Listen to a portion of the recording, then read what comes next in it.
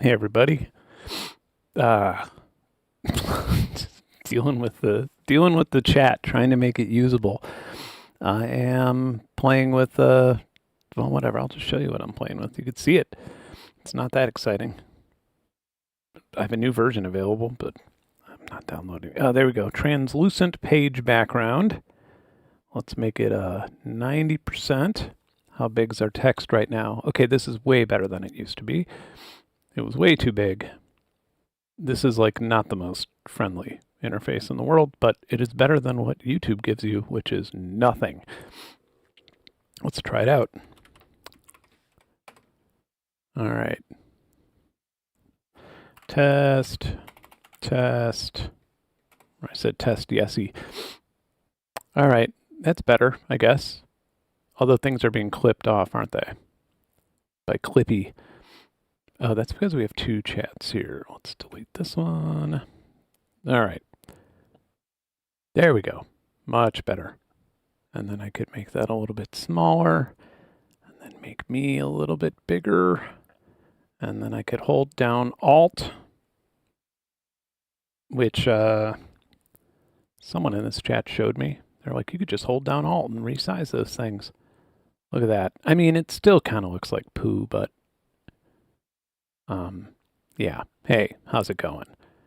And then if we're in this window, not bad. Yeah. Okay, you know what? I got the opacities mixed up. Let's see if we can I'll just let everybody see. Can we change the opacity here in our 0.7? No, that's the scale. Chroma. Fucking, you have to have a background in computer science to be able to deal with this. Whatever. That's fine for now. You know what? Maybe if the opacity is a little bit darker, if it's a little bit harder to see through, then I will pay more attention and not have the chat, and I'll be more mindful to do things within the screen. After maybe 7 or 8 years, I will have figured this streaming thing out. I'll be good at it. Also, you know, I got a little Sennheiser lav mic, not for streaming, for videos. And it's working out pretty well. And now I'm like, should I use that for streaming? That would probably be a lot better than this headset, which, you know, leaves a little bit to be desired. Yeah, so today we are playing with there's a couple different Aqeel Aadam's plugins, but this is the newest one. The other plugins of his that I have are effects. This is an instrument. Yeah, and we're going to be using it in FL Studio. Thought about doing it in Bitwig. I want to do another grid stream. I always feel like there's like so many things that I like about the grid, and then there's like a couple things that are not great about the grid. I don't know. Like yeah, I think when you're used to Reactor or even VCV Rack or something like that, but I feel like that's not the grid's fault. I feel like that's every type of node-based thing. It's just the differences are brutal in that world. Yeah, you know, something that I don't even know if it's in here yet. Let's see if it's in FL Studio Cloud yet. FL Studio Cloud, I'm going to plug in my phone here, so I could make some calls while I'm on stream. FL Studio Cloud recently started working with 11 Labs. I think you're getting like a free trial of 11 Labs in FL Cloud now, which I was not too happy to hear about because, although I think I might not have the version of Cloud that offers it, I don't know. I was not too happy to hear about that because 11 Labs, they do something, I think I explained this a few weeks ago, but just, it's worth saying. When a company says that they have ethical AI, 49 out of 50 times, they are saying that they had their model fine-tuned. In this case, it would be with voice, right? So they had their model fine-tuned with someone's consent, and they probably paid that person, which is cool. That's good. That's a good thing. I feel like that should be standardized by now, although it's not, but, you know, better than not doing it for sure. Happy with that. And they say, a lot of times they say it's ethical AI. And then a lot of other times they say, yeah, no intellectual property was used without consent. And both of those things are false. Ethical obviously is up for, ethical is a word that can be moved around however you like. But one thing to point out with it, and the reason I'm pointing that is just because I assume somebody in this chat's going to say, FL Studio is now working with 11 Lamb. Yeah. So when you have when you have something like voice or even music, you have a base model and then you fine tune that base model. The base model is like how singing works, how vibrato works in music. It's like learning things like every single time the kick drum is hit, or every single time the crash cymbals hit, you also hear the kick drum in music. That's what a base model is learning, more or less. These aren't definite things. And then when you fine tune it, that's when you have it listen to a bunch of Metallica and make music that sounds like Metallica, both melodically and stylistically. Same thing with voice. That's when you can clone someone's voice. That's when you fine tune that base model. Every single voice transformation app or text to speech, AI text to speech app that I am aware of, and I'm aware of a lot of them, is using a open source or a non-proprietary base model that was trained on, I don't know, nobody knows, but we can assume that the major base models with voices like the RVC and Sovit's SVC and all those open source models, we can assume, since they were, initially trained by like mostly Japanese teenagers were the ones who worked on them, we can assume that they just scraped stuff off Spotify and then ran, a vocal isolator model over it and then trained for ages on that. And the only company that does have their own vocal base model is VoiceSwap. And I promise you, I'm not plugging VoiceSwap. I barely even work with the company anymore. I was more involved with their royalty mechanism. But, yeah, I mean, it's one of those things where it's like, yeah, I would rather FL Studio work with a company that has a base model that is trained on consensual data. However, if they're to work with something like VoiceSwap, and the reason why VoiceSwap isn't in FL Studio, like we've had that conversation, the reason is because they wanted to license it, which is totally fair. That's what companies want to do. They wanted to license it. They wanted to throw us a bunch of money, and then we put it, we include it in cloud, and then we take that money and give it to the vocalists. And in VoiceSwap, it's like, nope, you have to deal with the actual artists. We can't tell you how much they're worth. They have to tell you, and basically, so every single user would have to license everything. Same thing happened with Yamaha, with Vocaloid. Same thing happened with, I'm not going to call it every company that we've had this conversation with, but it's a lot. And the reason for that is because users don't want to license things. They just don't want to deal with it. Also understandable. When you're working on a track, you don't want to be like, I don't know if I can use this voice or not. I have to wait 5 days for this artist to get home from tour to let us know. So that was sort of the problem with it. And so FL Studio is now partnering with 11 Labs, who uses, I believe they're using a version of Sovit's that this is information that I gathered a while ago. It's been years since I've looked into the company. This is a Aqeel Aadam's here. Sorry for going off on this little tangent.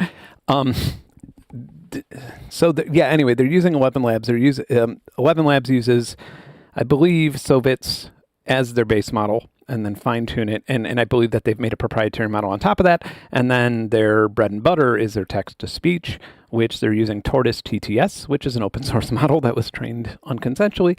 And then they've made a proprietary version of that.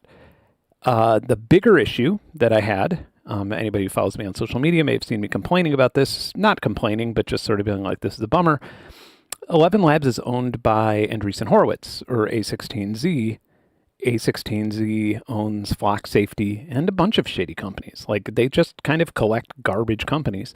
And yeah, and like Flock Safety has been, in addition to being a fucking horrible business plan and dystopian garbage, they've also like made my personal life suck. Not suck. I mean, it's not terrible, but they've made my personal life a lot less fun. So yeah, so I was just like, well, that sucks. When you make music, you kind of want things to be as pure as possible, and that kind of rots it out a bit. So, but that being said, the team at FL Studio is a good one. So, anyway, that's the end of my big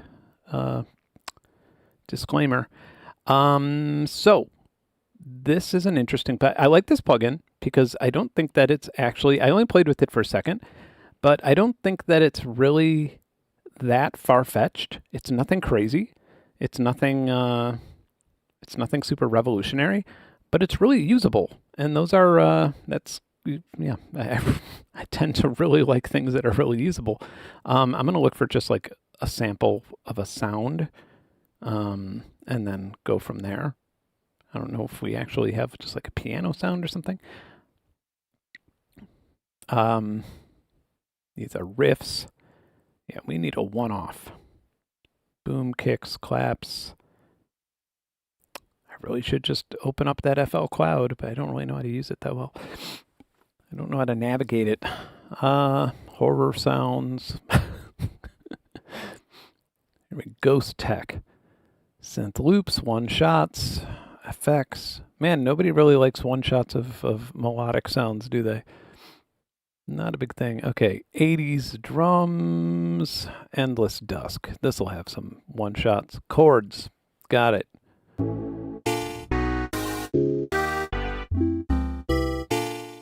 But that sounds nice, and it's...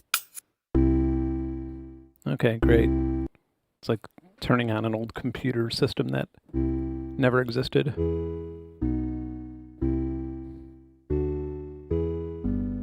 I do have the presets installed. Incredible. I didn't think I did. Oh, I don't have the factory samples. We'll do that. Okay, so from what I gathered, and again, anybody who's new to my streams, I like discovering things. These are presets for like pad, pluck, keys, flat.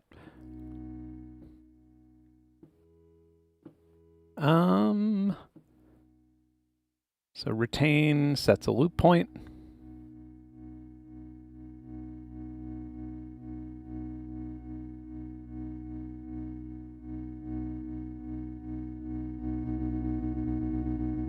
And we get set grains within that, which is different than what you normally would get with something like Contact.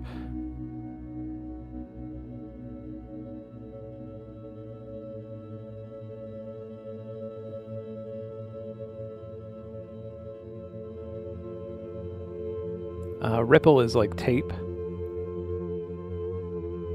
Smear. Probably not the best sample for that. Filter.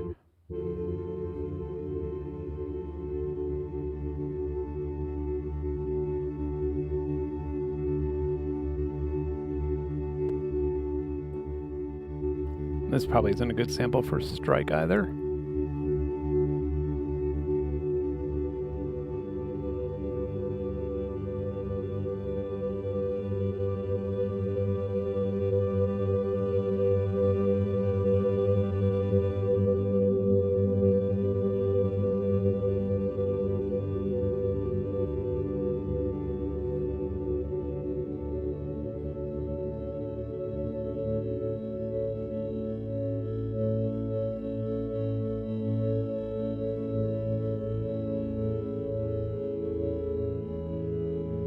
Not bad. I'm actually going to load in a new sound, start over. This one could be good. Do I need to... I don't know if I want to... Oh yeah, by the way, these are different keys for different things.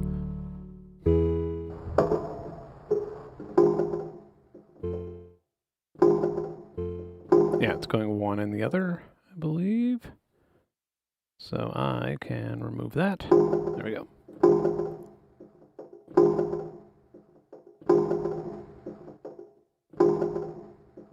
We have reflect, which plays back a section of a sample for rhythmic or pulsing outputs.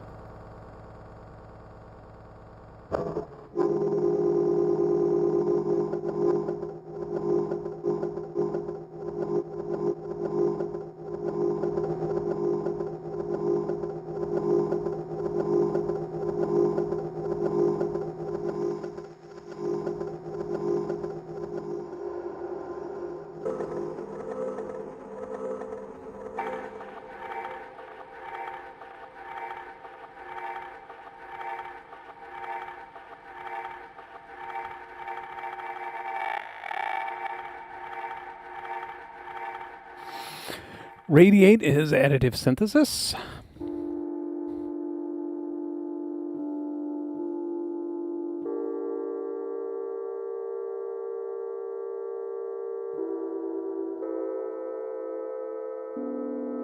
Oh, thank you for the kind words.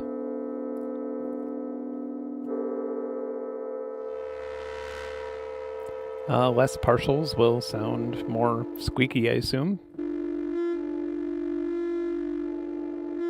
And then we do have modulation, which random per note, that's good. I didn't know it had this many. I thought it just had an LFO. So we could drag the LFO to partials.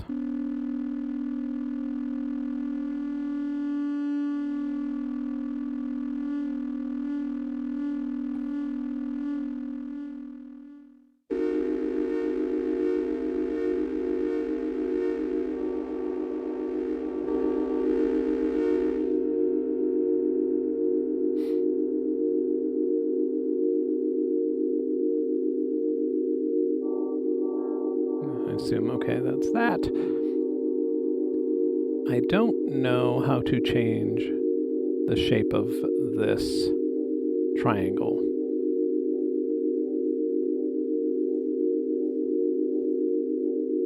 Oh, morph.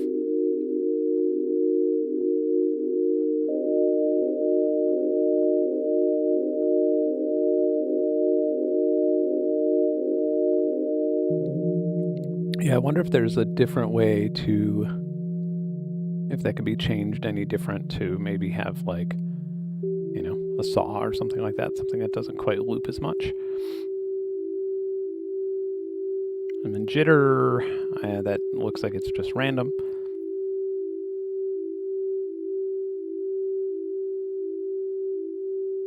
Okay, so let's get rid of this and let's try random per note. So we could randomize the amount of partials by note.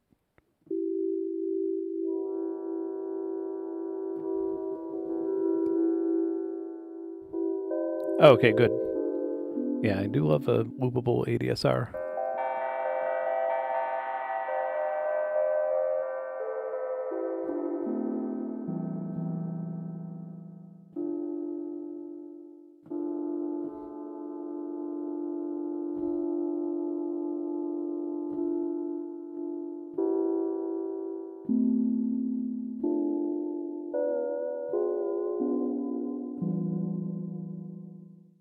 Delve. I do love a wavetable oscillator.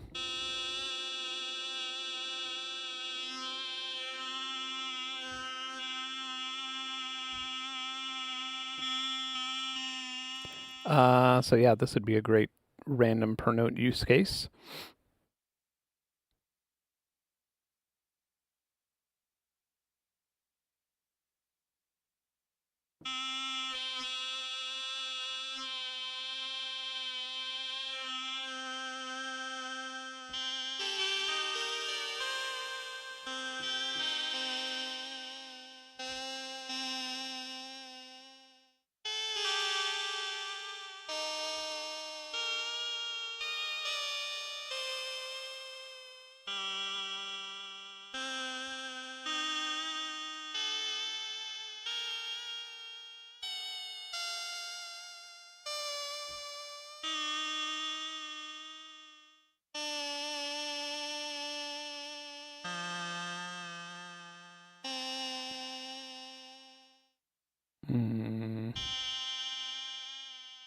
me just do that. Okay.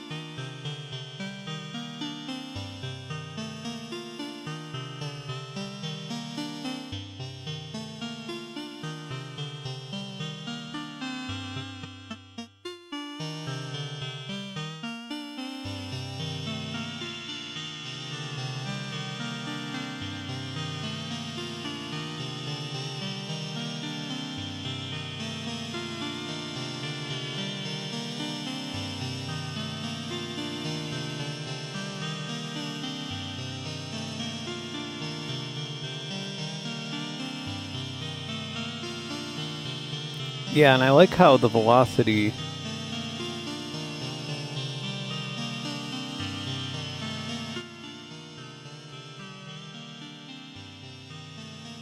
could be the filter.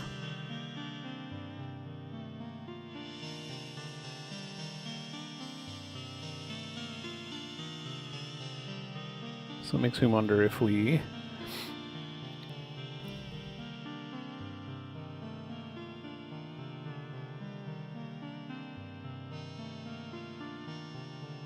no way. Oh wow. It seems to only stay open for that particular note, which is really handy. I thought it was going to change the filter of the entire sequence, so that's good to know.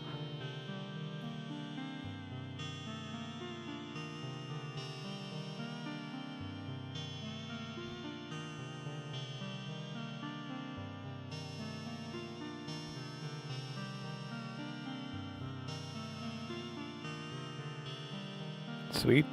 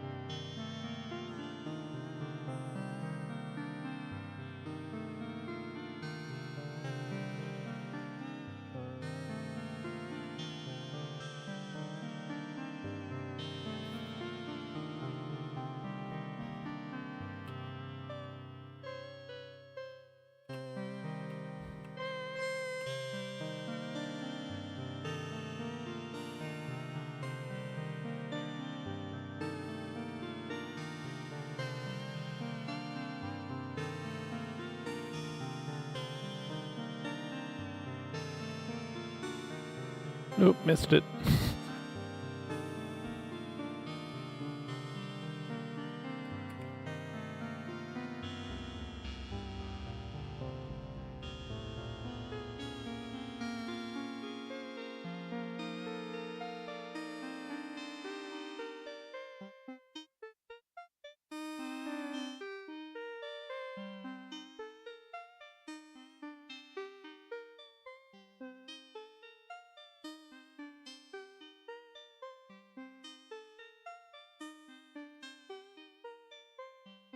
I gotta put beams on the end of it now. Beams.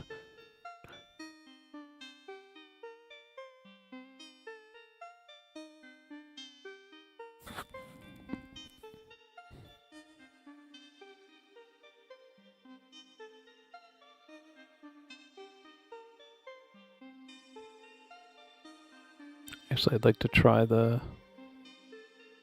only the haze.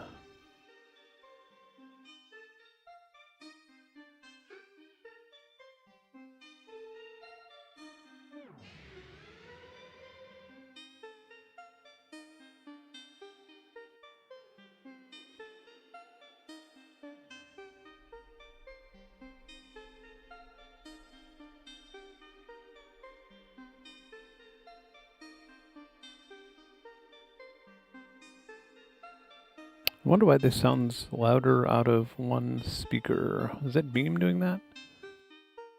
Okay, now this is, so I could just change the panning. And I'm going to download the presets. I don't know if I want to, but I'm gonna. Oh, I gotta select folder. All right. Let's see.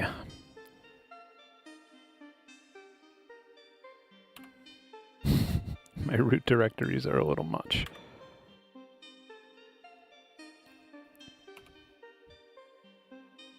Common files.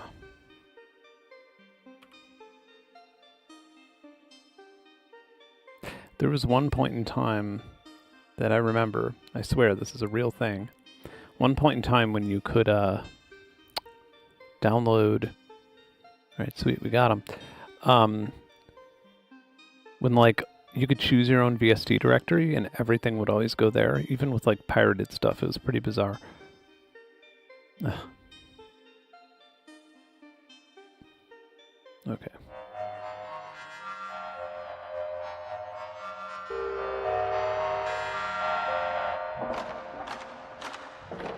Oh, these aren't using... Okay. These are still using the...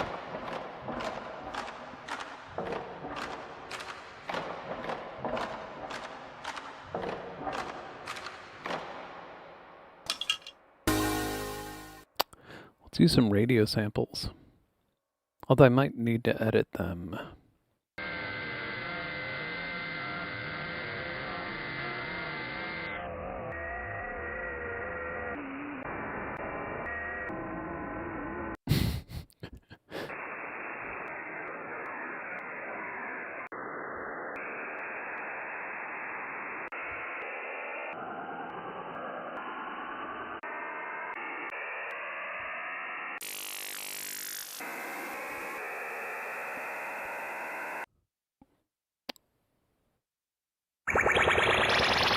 Wow. Beams is just the reverb.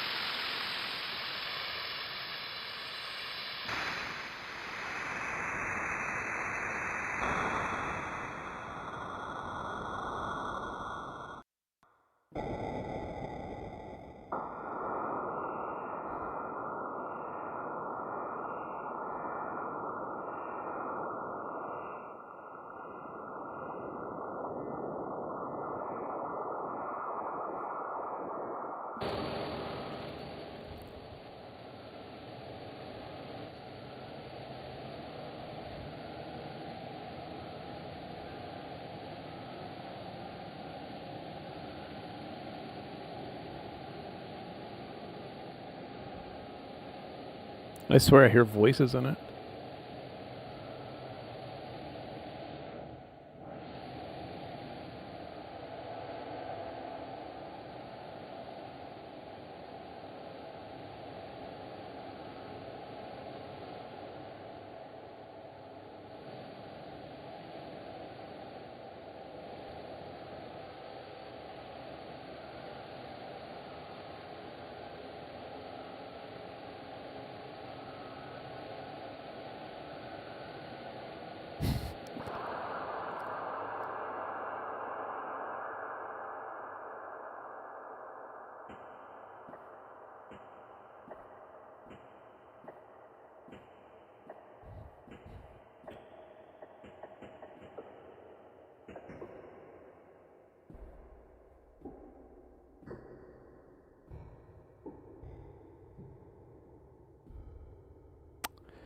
on my other sample CD folder. I do know I have, you know what, actually contact samples would probably be great for this too. If I could find any with like raw libraries in them. Let's see, where's that contact folder? Pianos.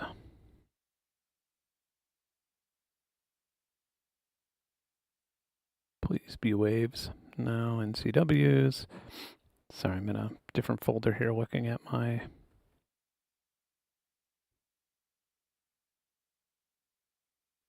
Trying to find a big array of...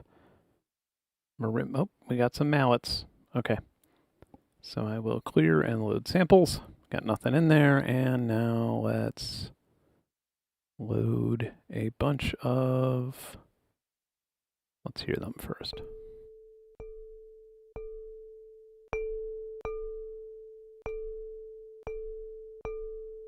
Okay. 7 nearly identical mallets for the round robin.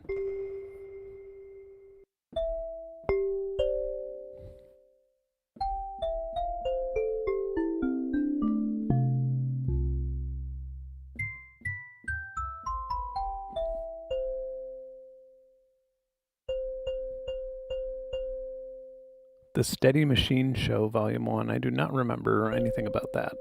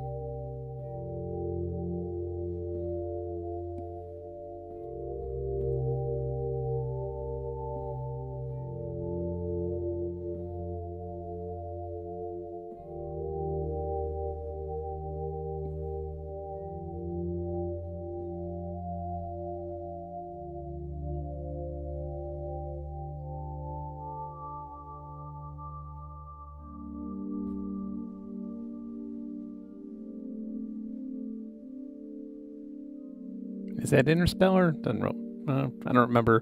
The only Interstellar part I remember is something going on in an elevator. Something going on in an elevator, some sort of elevator fight. Somebody realized that they're in a dream. I don't know. Some profound thing happened, but I really liked how I would play it, but I don't know, I get copyrighted. I really liked how it sounded like a very trite Hans Zimmer melody. But every other time that melody looped, instead of resolving in the typical Hans Zimmer way, it like went to chaos, which I really loved. Like it was actually listening to the score. I remember like hearing it in the movie and being like, ooh, I got to make a note of that, which is funny because that's actually a sign of a bad score. It's a sign of good music, but it's a sign of a bad score. It means that maybe you didn't do the best job. This is just from my own personal experiences with scoring plenty of ads and TV shows and some games.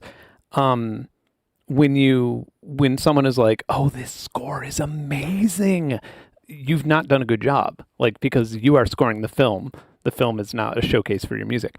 And so it was one of those things where I was like, that is a little bit too unusual for me to think it's a good score, but I do like it and I'm going to buy the soundtrack.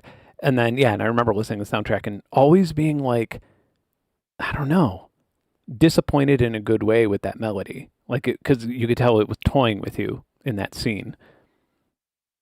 But yeah, no, I am thinking of Inception there. That's the only thing I remember about the music from Inception was that song where it just kind of flopped out.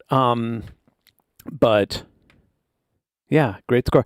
You know what is a great example of a show that has tremendous music and one of the worst scores I've ever heard in my life? Black Rabbit? Is that the name of it? Is that newer show on Netflix? Yeah. Holy shit, is that a terrible score? I was just like, I keep noticing the music. Like, it's just the music is actually distracting me from everything that's supposed to be going on in the show. I didn't really think the show was great, but I did end up, playlisting, and I don't think I was able to buy the score, but I was able to like stream it on Qobuz or something. But yeah, anyway, Hans Zimmer's best work, in my opinion, is The Last Samurai. I don't know. I'm sure people will disagree with me on that, but The Last Samurai is sublime. I'm going to load some new samples here. Also, like one of the most properly mastered albums I own is The Last Samurai. But it's fine. It's a film score. It doesn't need to be mastered perfectly for listening. No, I've not heard hurdling or played hurdling. One thing that's funny, like scores in video games, one of my favorites are things in the Far Cry series. Or sorry, some of the music in video games. Some of my favorites are in the Far Cry series. And the last game that I played, or started playing and didn't really get around to finishing or doing much with due to time restraints, is Far Cry Primal. And it's like everything in the Far Cry series had amazing music, but I always thought that the music may have been a little bit too oriented or using too many sound design elements, which kind of confused you during gameplay. Far Cry Primal, I couldn't hum you a song from that, but it really does add to it like makes the nighttime seem really scary, and you're actually kind of terrified to be in 10,000 BC, which I thought was a great job.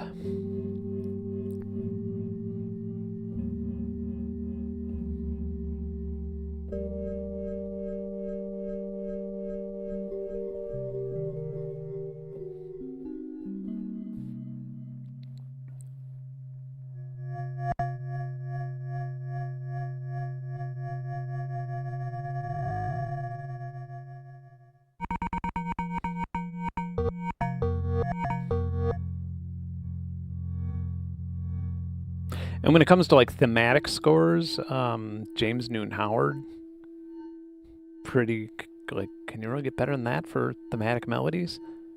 Stuff's phenomenal. He was like Signs. Anybody's ever? It's funny because it's like one of those scores that like you don't really download the album. You don't hear people being like, "Yeah, man, I was listening to the Signs score on Spotify," but it's such a good score, and I have listened to it many, many times outside of the movie. But yeah, I mean that really, really adds to the film in such a great way. Like the film would not films like The Signs and The Village would like not have. Like, they would not affect me at all without the music. The music does such a good job.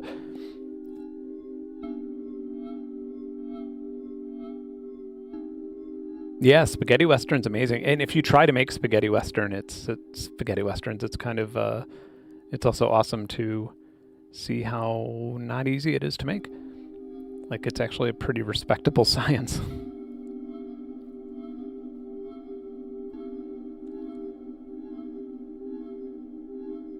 I like how these are like drastically. So if we hit, actually, since we're in reflect, let's do forward. And if I hit 2 different octaves, I should have like a quarter beat and then an eighth. No, never mind. I don't know why I did that. Maybe not. Okay. I thought it was hitting them at different.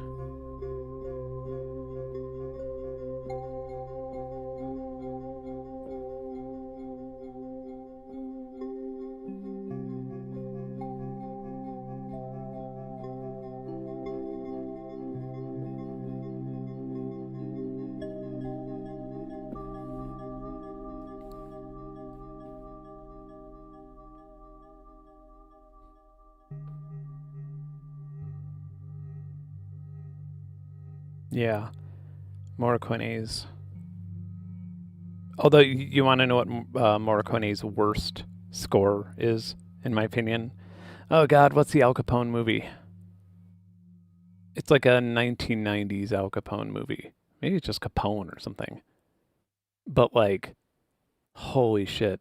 I remember watching the movie, not knowing who scored it, and being like, this music is literally fucking tragic in this film. Like whoever, and then I saw it was Morricone. I was like, what? But not that great of a film, in my opinion.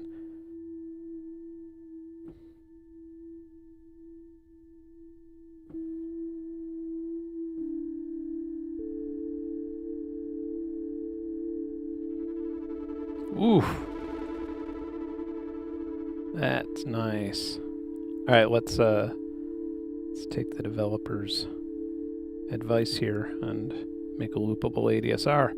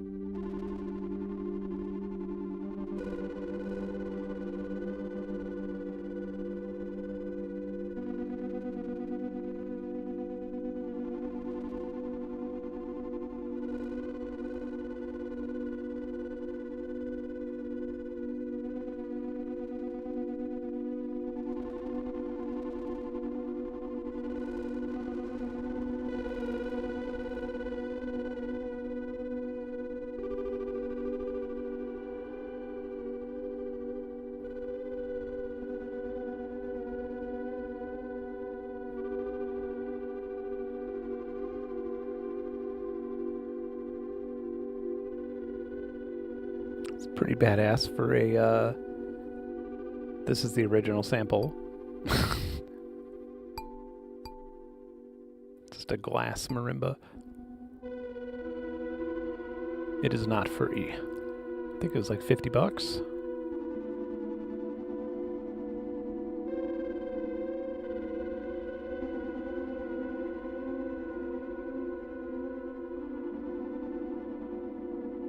Alright, what else we got? So we could change the root note of these samples.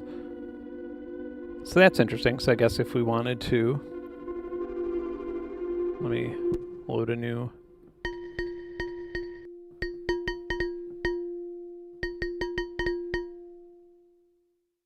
So if we wanted to,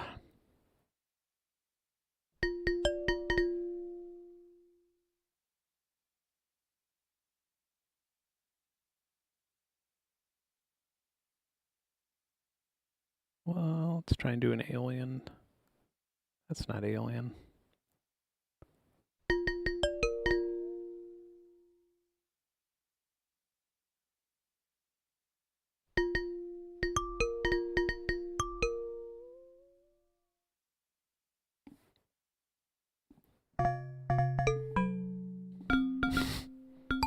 This is the least efficient way to write music ever.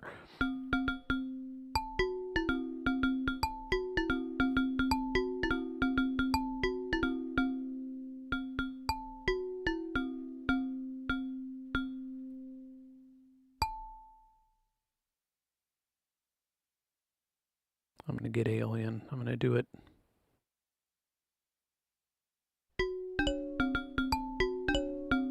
Oh no, this would be, yeah, no, that's right. And then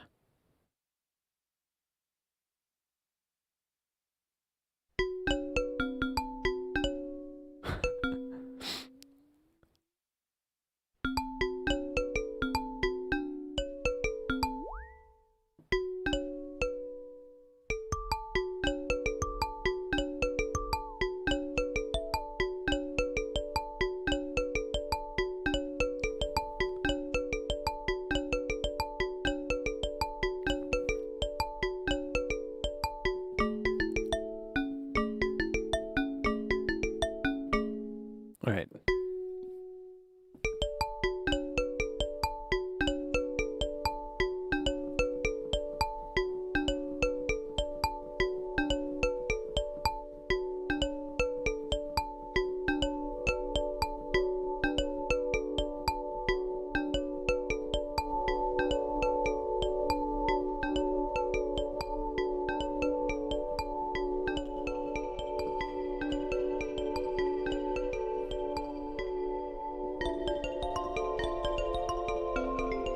I'm just pressing one key, by the way. Well, one key per.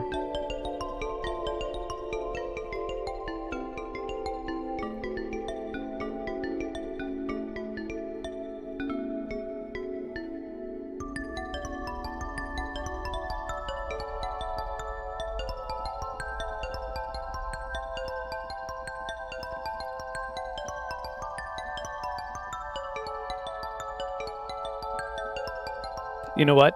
This is, I'm giving away, unintentionally, and I don't think you would mind, I'm giving away some of Machine Drum's melodic writing styles.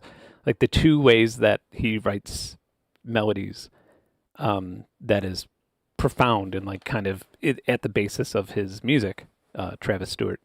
But like a lot of it comes from using trackers where he'll have a chord and he'll try and harmonize two different chords that are like from two different sample packs, or he doesn't really, but he's not a huge outboard person. And then sort of similar things like this where he'll trigger chordal harmonies within one shot sounds or samples or I guess VSTs, and then just sort of do things like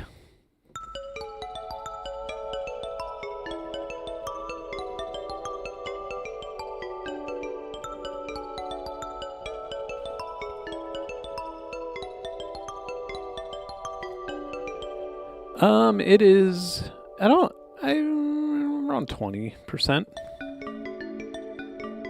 when I'm at maxed out. I haven't seen it go higher than that.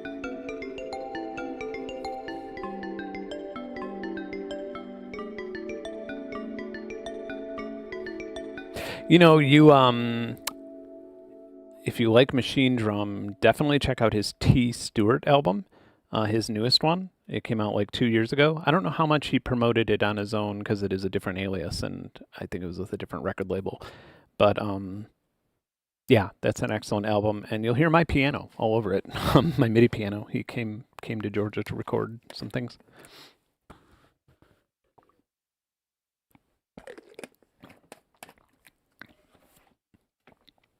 Giving away all Machine Drums secret tricks.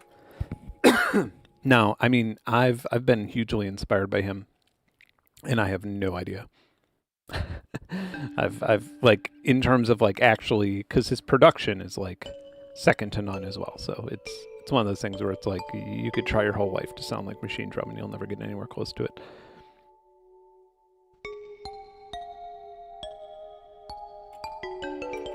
I want to hear this all in one big.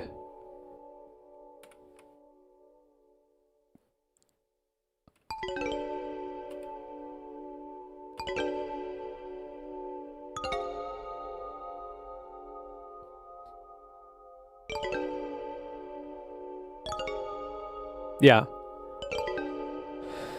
I dig it. I dig it because it reminds me a little bit of that Arturia lo-fi, I forgot what it's called, that newer thing that was in their live. Maybe we'll open that later on in the stream. That one was like so much fun just to play with, and it's like, yeah, this is the kind of thing that turns into songs. There's like so many plugins that are so powerful where it's like so much fun to play with them, but it's like it actually didn't turn into a song. I'm gonna open up some different sounds here. Should really just open this folder in FL Studio, but I feel like it would probably just take a big dump. Let's see, sonic pans. Nice. Yeah, we could turn this into a pan drum.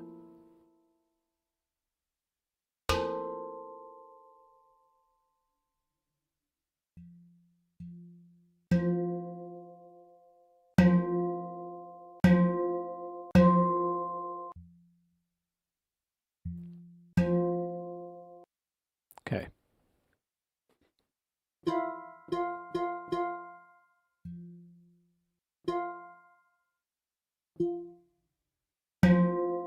Too loud. I'm gonna load a bunch of these.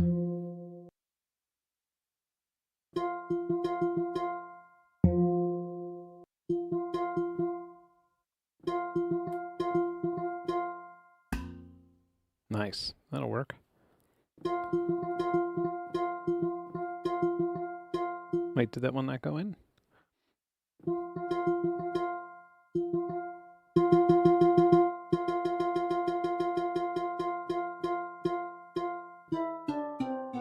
Oh.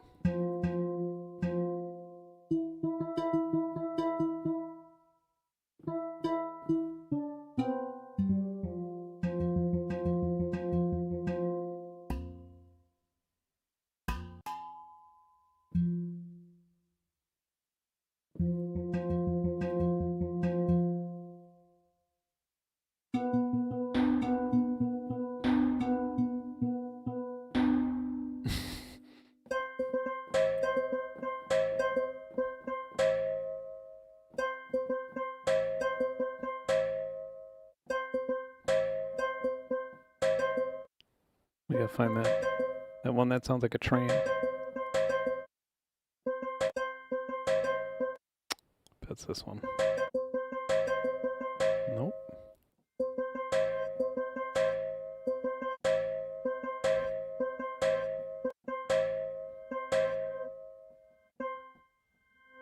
There it is. Okay.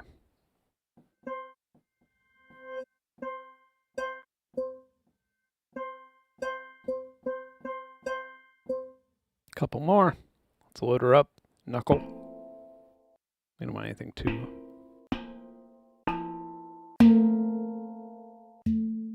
Nice. Nip edge.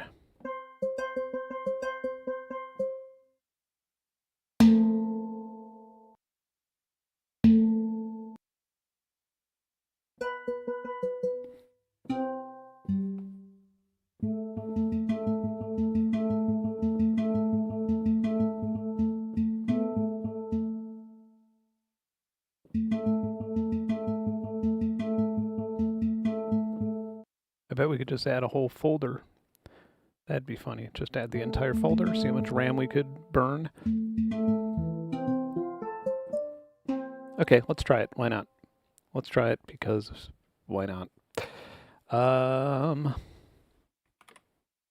apologize to the developer if this crashes things, but we might as well try. I think I'm loading like 40, more than that. All right.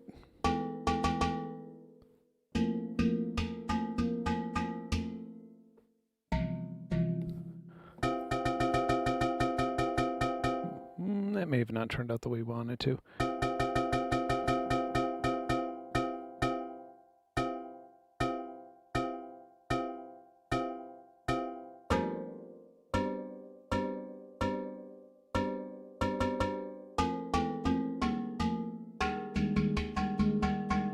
Oh, I see.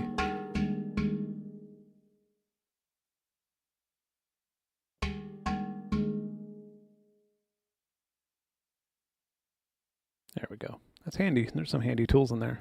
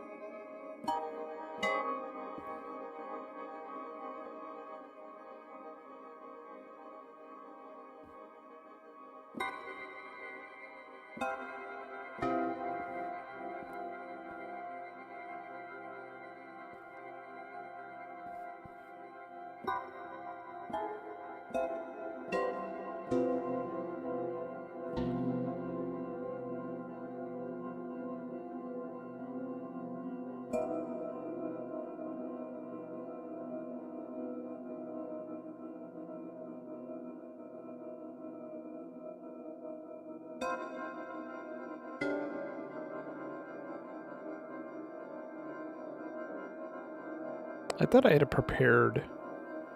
Oh, there's Rust too. This is such a fun. God, who makes this? I don't even think I have. Oh, here we can do this. Nope, that's just a piece of Rust. That was underwhelming. Rust is. I could just search Rust contact and find it, but it has some amazing found sounds. Sonic someone.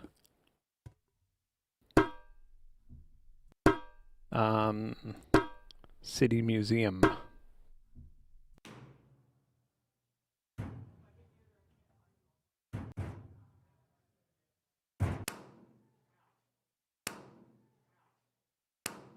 Monkey balls. What does that mean? Oh, those things. I thought they had, there's like a brass rail or something. That sounds really good.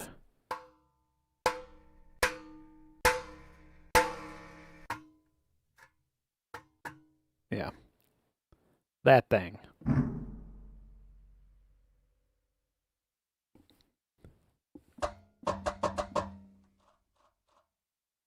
So could we just like select a bunch and drag them in, or do we have to go through the add sample process? Let's find out. Yeah, we can.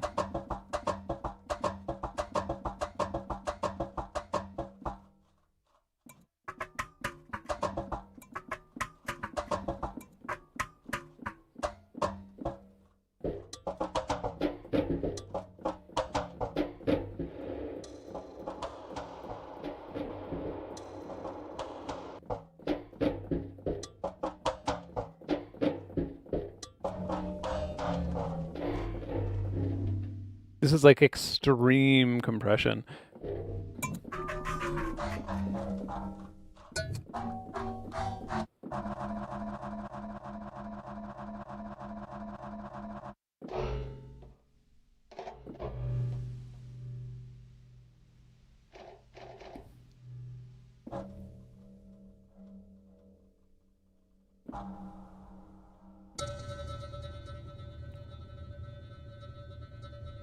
That's incredible.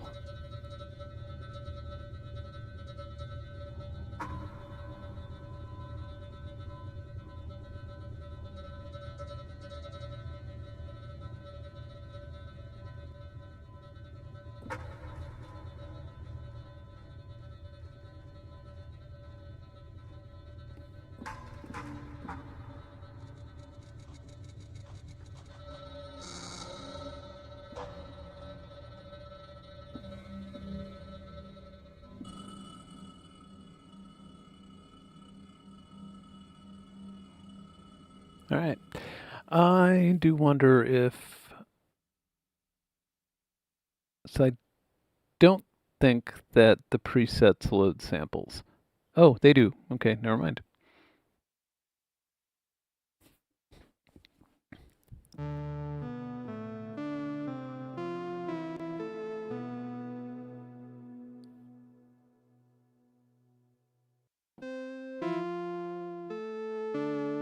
endless piano. I always like an endless piano.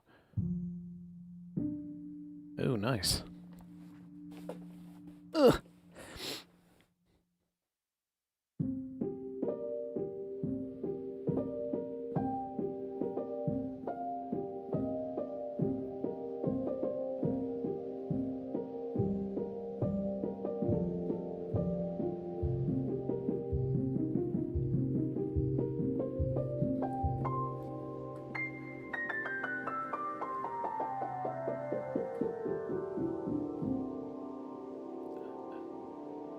Yeah, I dig it.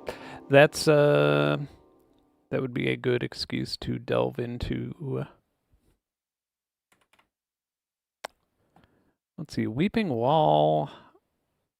I liked Ridge Walk. I think Ridge Walk is a good looper. This is another plugin from the same developer, if you can't tell.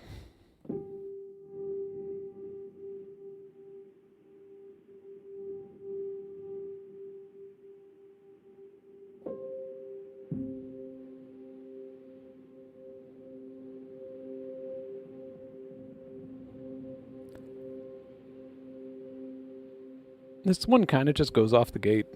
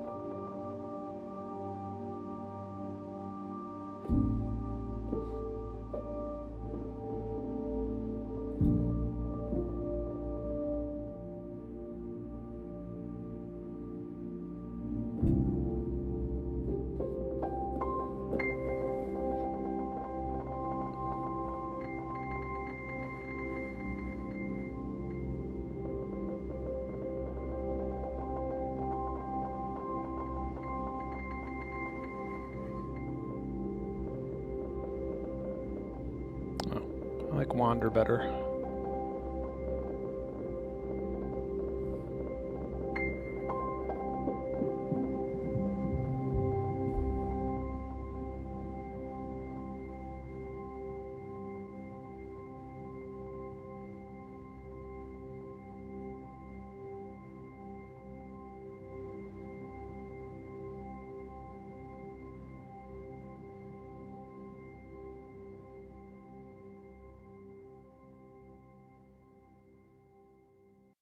And there's also Weeping Wall, which is also interesting.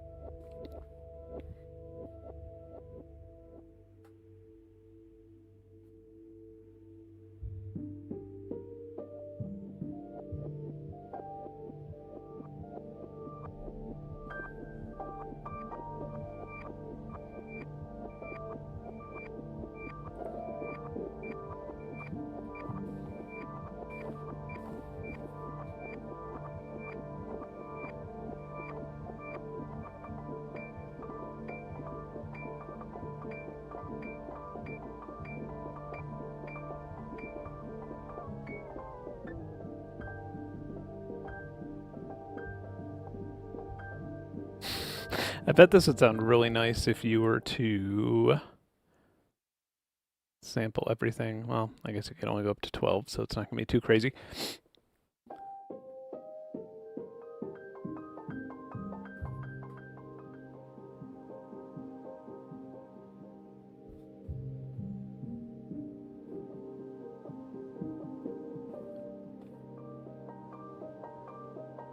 All right, now let's bring it down. Oh, my hold time was low. Never mind.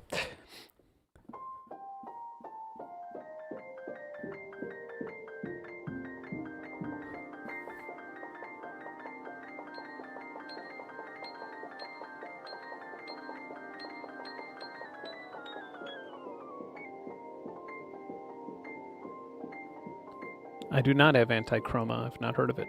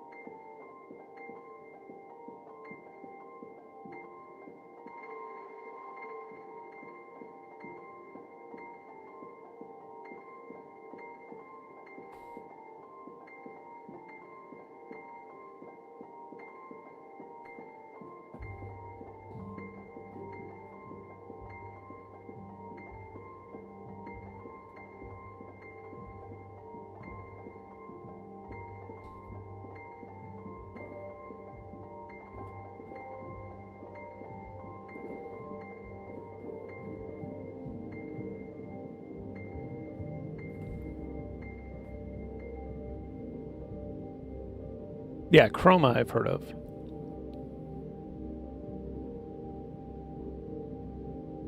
I love the dithering that's happening.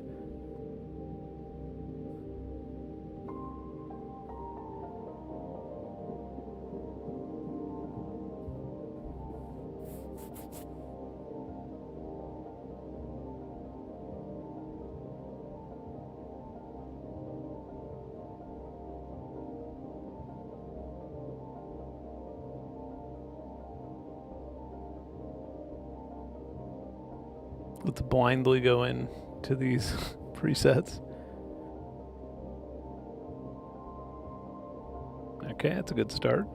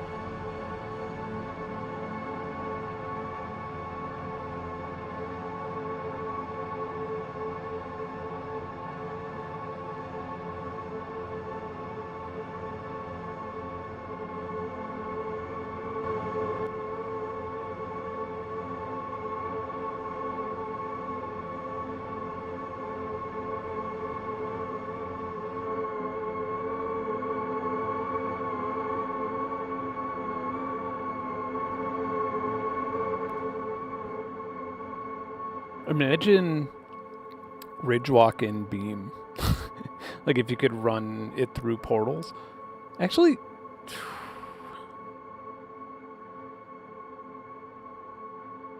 you can get kind of close, I believe.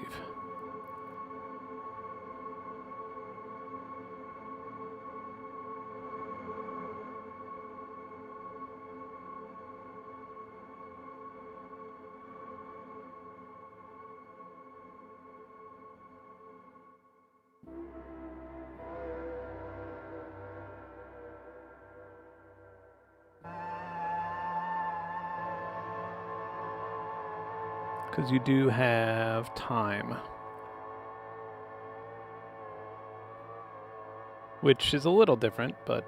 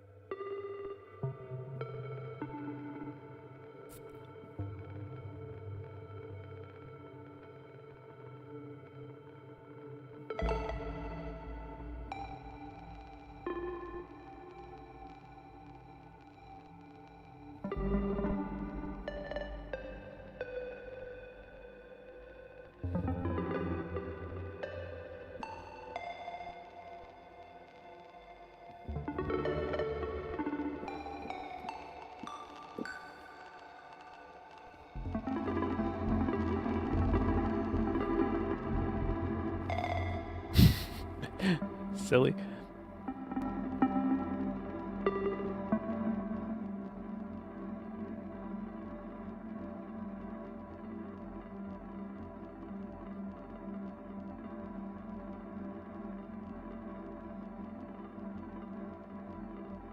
I don't know which soft one I want. Guess we'll just go with old felty.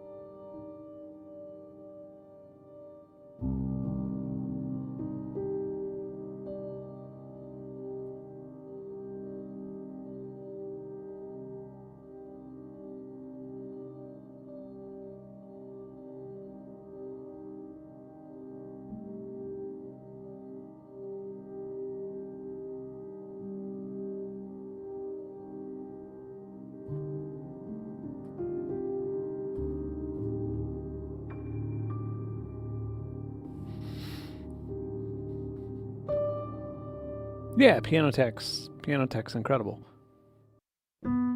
I mean, this is just like, if you just want their normal, basic piano sound, I don't even know what I would start with, honestly. I don't know what the best one is, because I guess because there isn't one.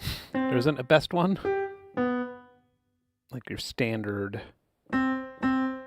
Classical's always too bright for me.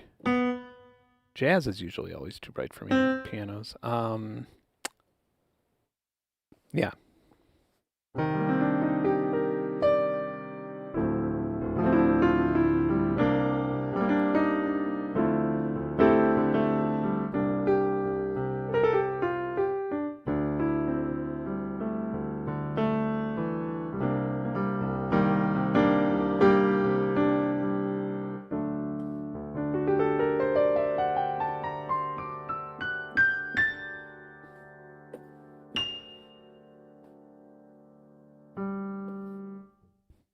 Didn't Pianotech just go down in price? I thought that they...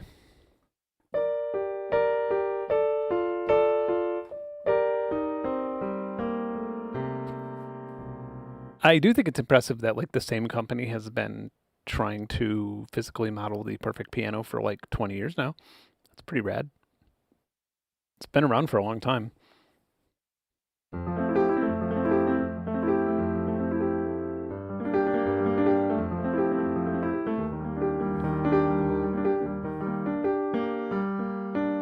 Yeah, I mean, it sounds super dynamic though. I think they improved the upright. I've never been a fan of that, but now maybe I will be. Yeah, sounds way better.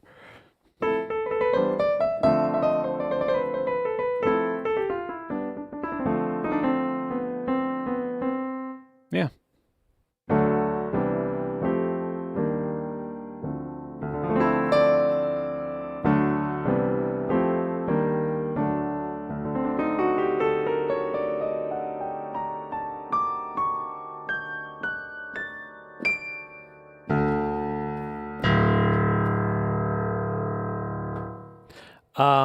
And their electric pianos are probably my second favorite.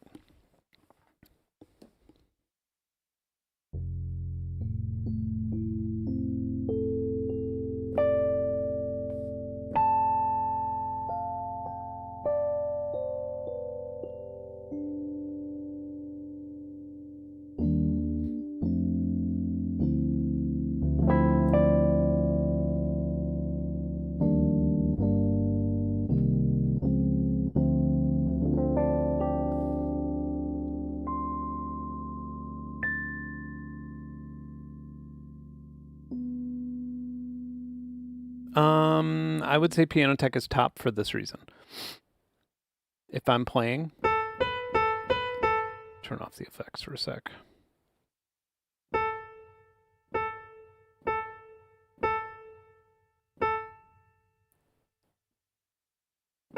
All effects and EQs off. This is just our classical piano.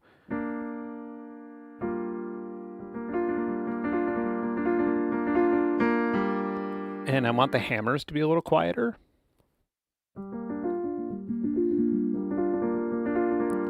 I want a little bit more hammer noise, and I know sample libraries could do this, but just wait.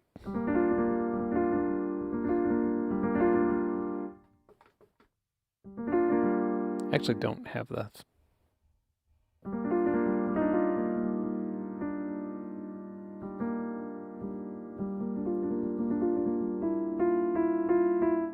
And then if I want my string length to be a little bit longer, twice as long, and my strike point to be in a different place, and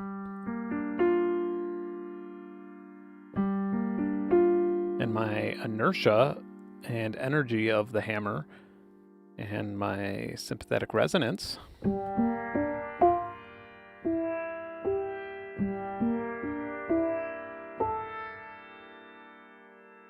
can do that. You could change your temperament width.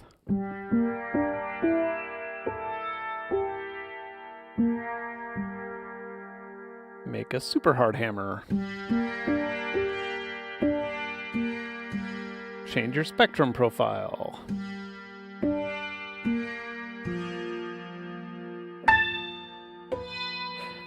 And then if, yeah, so I mean, that's just like, why the fuck would you use a sampler if you could do that? You could change your damper position, you could mute. You have mallet bouncing, which is crazy.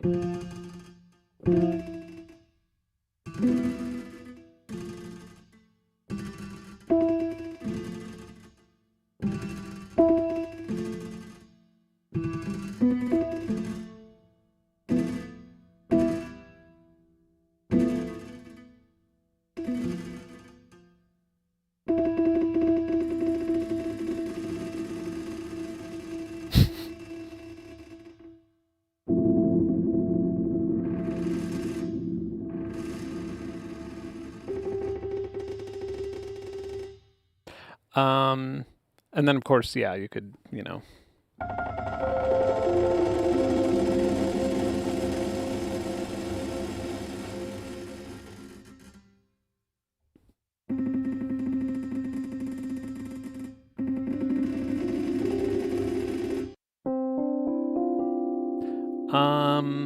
One last thing. So again, turn off the effects. Make this as raw as possible. Okay. These are your microphones. Like it models the way that, because it's like pure physical modeling.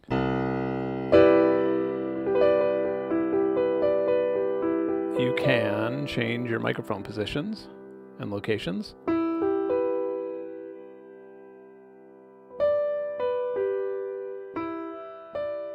And types. So like, let's mute all of these and only leave one mic.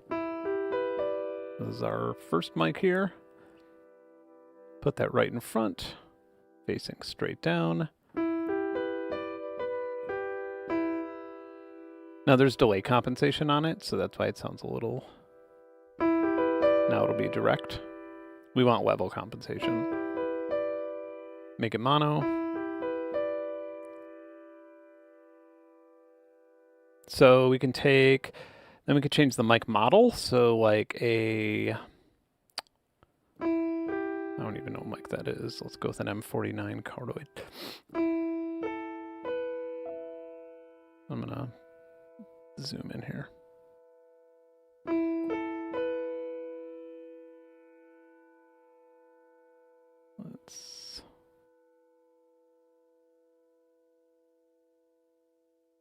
Let's do a left-right pair.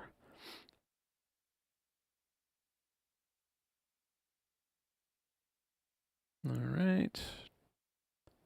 And then we could open up the lid all the way. So, like, here's how I would mic a piano. I would generally have it coming in this way. This is like how I mic my upright, but this is obviously a grand. Maybe like right in here somewhere. And let's see how close it sounds. I like to have it a little bit closer. Most people would disagree with that. And then I want my delay compensation. Yeah.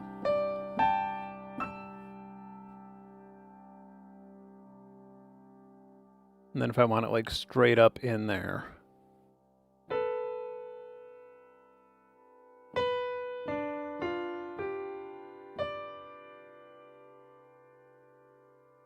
Yeah, I like my shit sounding intimate. And then I do believe that now this doesn't, yeah, they do have virtual head too, which is nice. Just left ear, right ear. You just, where your head is. Hey, look at me, I'm in the audience, way out here.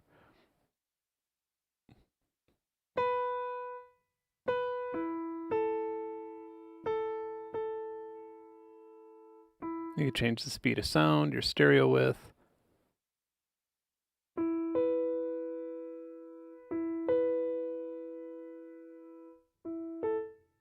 Yeah, so I mean, that's what's amazing. And again, it's like a company that's just done this for 20 years.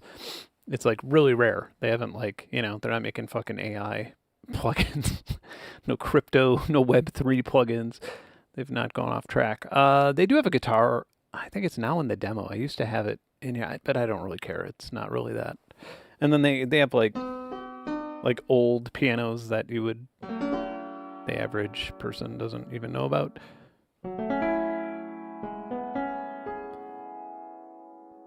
This is how music sounded in 1841.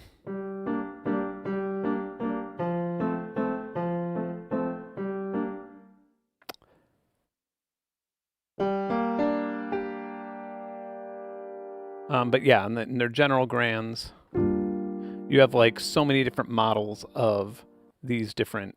So like each one of these here is a different piano that they've modeled from the ground up. So it's like different code, and then you could all those settings that we just went through. You could change all of that for each one of them. So it's actually pretty crazy. And they just recently put a bunch of felts for all of them, which is really good. Like that's. I feel like when most people hear a plugin and they want a pure piano plugin, like a real organic piano, they're just hearing felt. And they're just like, yep, felt's amazing. I love it. Never felt so good in my life.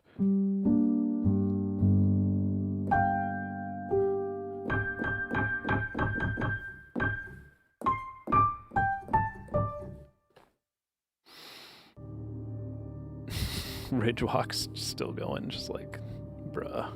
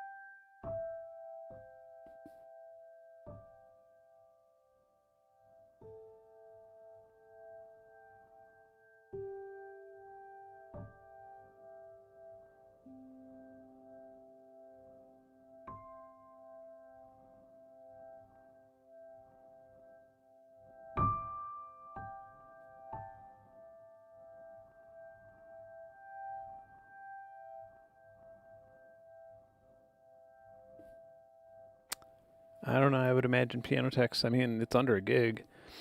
I'm pretty certain.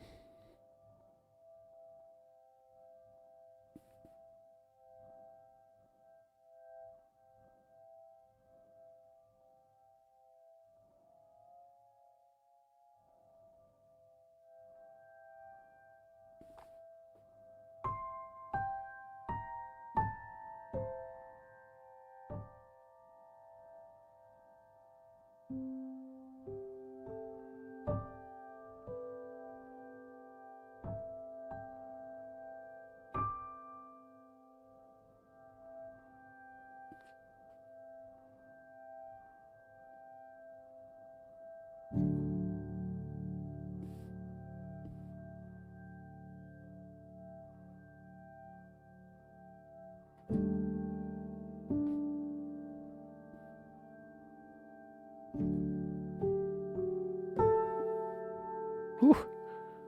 Sounds good.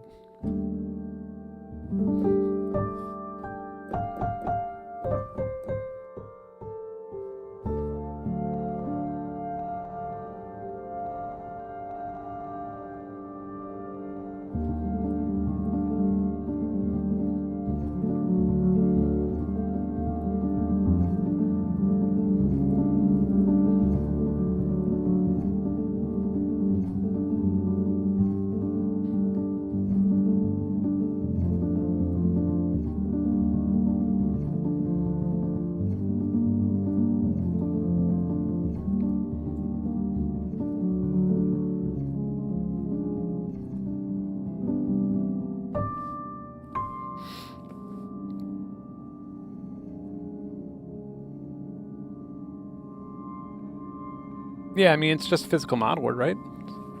You're downloading code, not samples.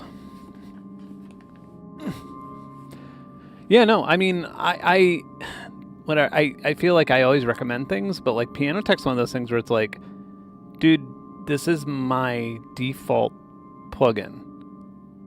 Like, literally my default plugin. Like, I don't know why I don't, but I probably would save myself a tremendous amount of time if every DAW that I opened a Piano Tech. It's like yeah, it's where I play ideas. It's where I where I start things out, where I test sounds, where I reference a scale, where I tune a guitar with it.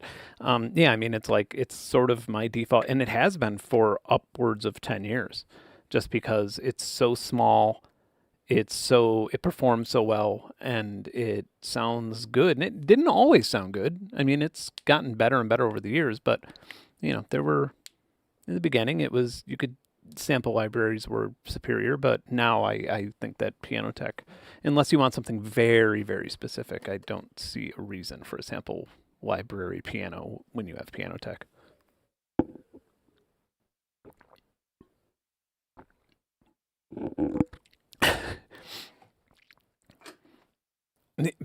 So, um, I mean, the real piano, I reach for my real piano when either when it's convenient, when I'm in my living room, or when it was in my studio. I used to use it a lot more. But really, my real piano is more of it has its own sound. It's very, very like there's some things you can't really play on it. It also feels. I like the feel of the I mean, whatever. It sounds funny, but I feel like the Yamaha Montage, uh, the full weighted 88 key sounds. It has a better feel than a grand to me. Like I like it a lot better. I like it better than the that Arturia 88 key that I had, and that used to be my favorite. But this I like more, and it could just be because I'm used to it because I worked on this for like 3 years before it came out, and it just I've spent so much time with it that it's kind of yeah. But to answer your question, Keyscape I think is 70 gigabytes. So like, is Pianotech under 1 gig? Yeah, it's just different. It's like you're not. There is no samples to be stored here. Like when you have I mean, we could look at them right here. When you have a contact library or something, when you have this big sample library, if I could open this in let's see, contact.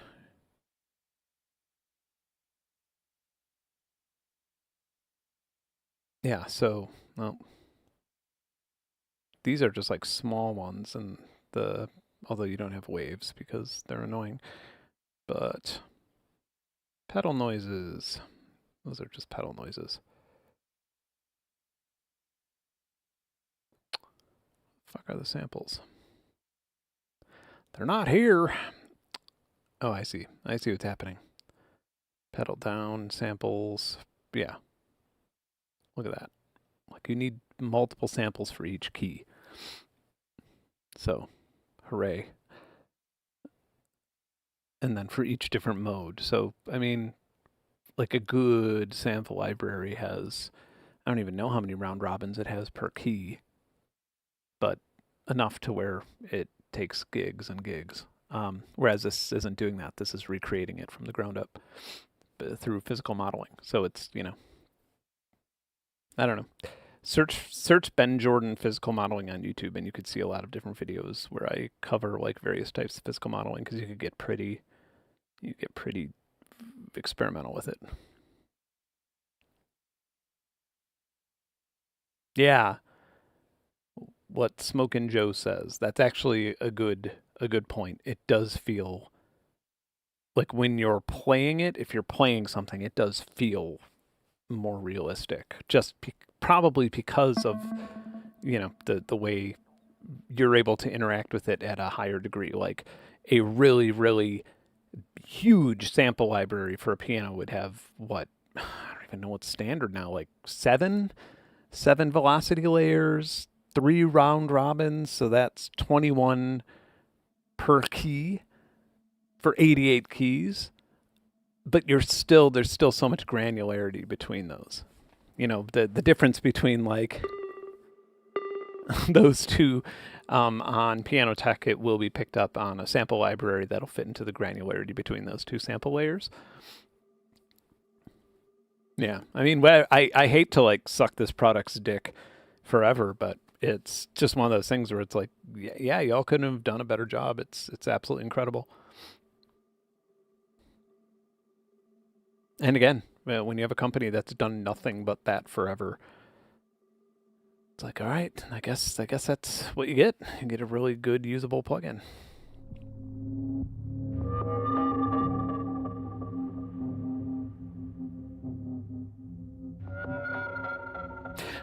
That being said, Outgrowth, I almost didn't get it.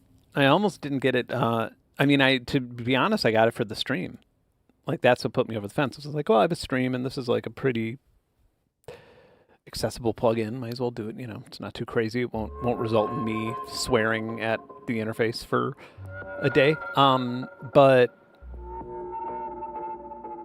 for like to be clear, there's nothing else Outgrowth does that I don't already have in my arsenal here 5 times over. Like, it's all there, and most plugins are like that. It's not a criticism, but it does it in a way where it's very, very easy to use.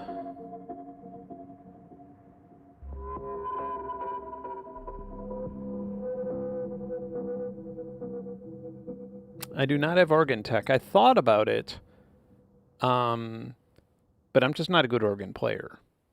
I try to be, but I'm not. Organ's so fucking hard. Okay, so like organ's not hard if you're, I mean, whatever, organ's hard.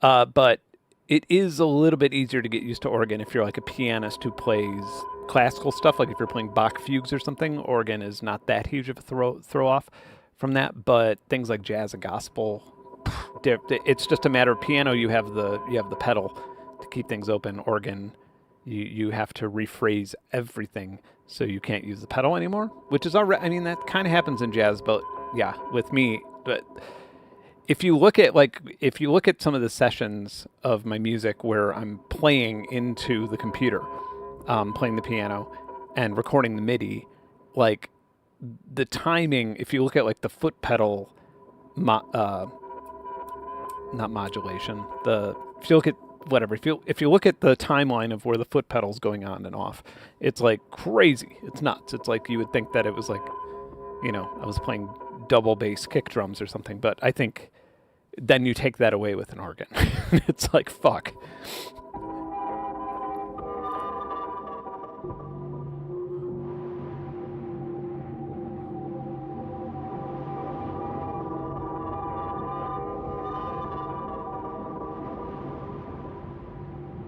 Yeah, these are some good presets.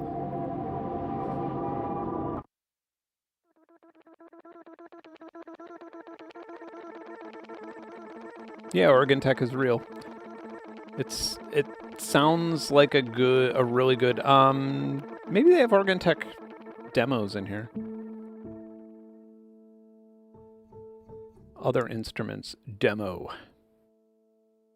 Maybe not.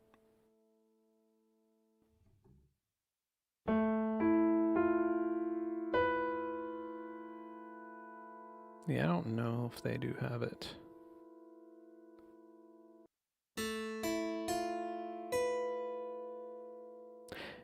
It's funny, my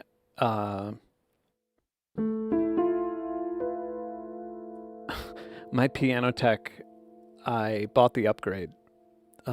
They reach out to me all the time to make content, and I just ignore it. I like, because I don't make content like that. But I buy it anyway because but yeah, I had most of this shit. Like, I had pretty much all of the things that could run in piano tech, and then I upgraded and I lost it, and I literally don't give a fuck. Like, it's just like, yeah, I don't care about harpsichords at all. If I do, then I'll complain to them about it, but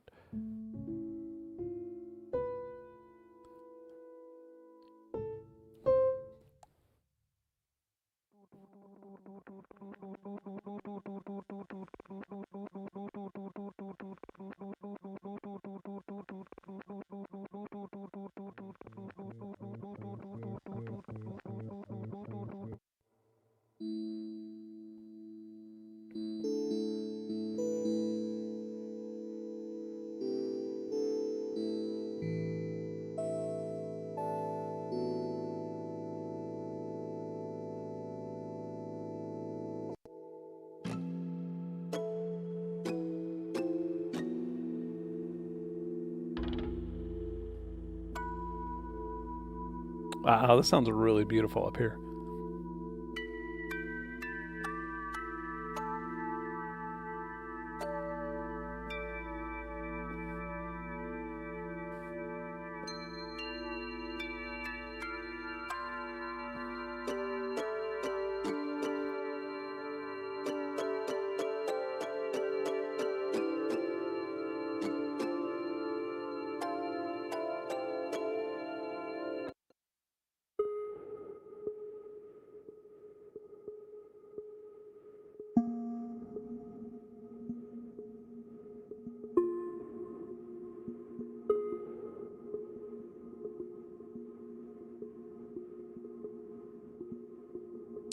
Wait a minute, what's going on with these sample scanning? I don't...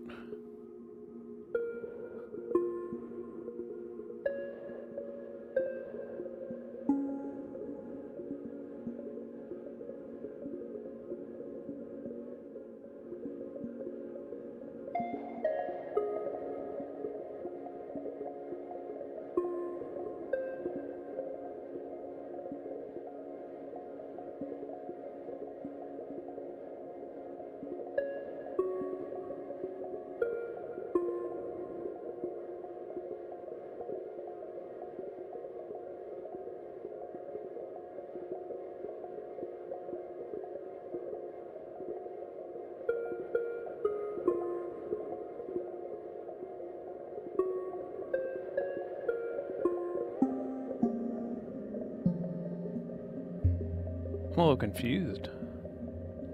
Whatever I thought sample scanning was, it is not.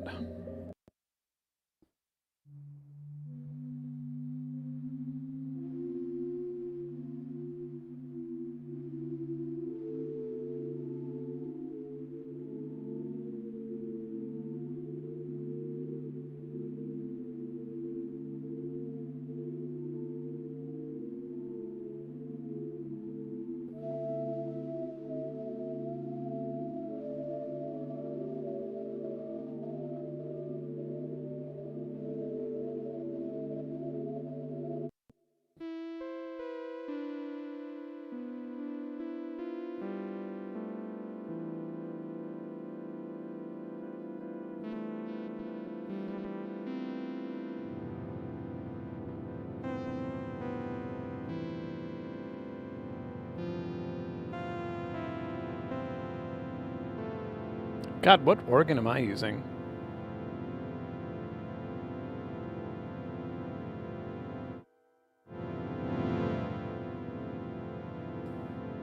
Why is everything sustaining? Maybe this got locked in like... Oh, there we go. I was wondering what the fuck was going on. Alright. What was that one that had the...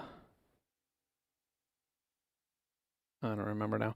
I'm gonna load a new preset. Load and clear samples. Alright, I'm gonna find myself a piano wave file, if such a thing exists. Oh my god, it does. Alright.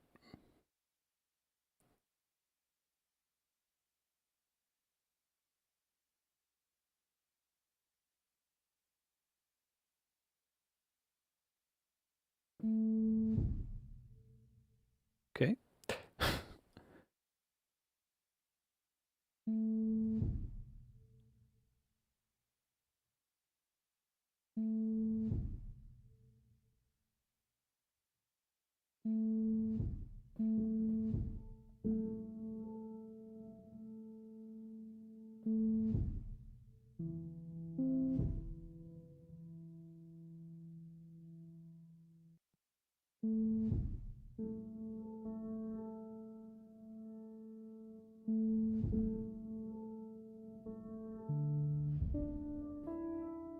Okay, and then I'm going to select one that is an E4.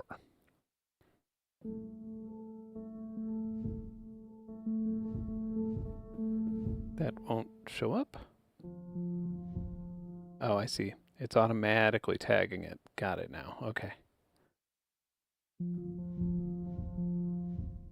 Sorry.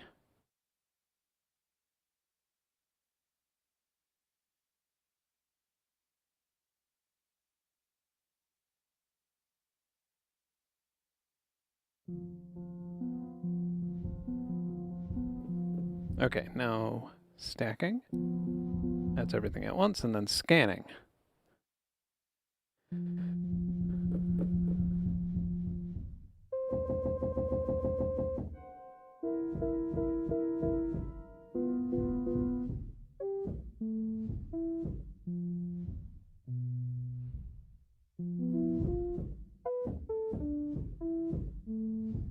Yeah, I don't know what scanning playback mode is.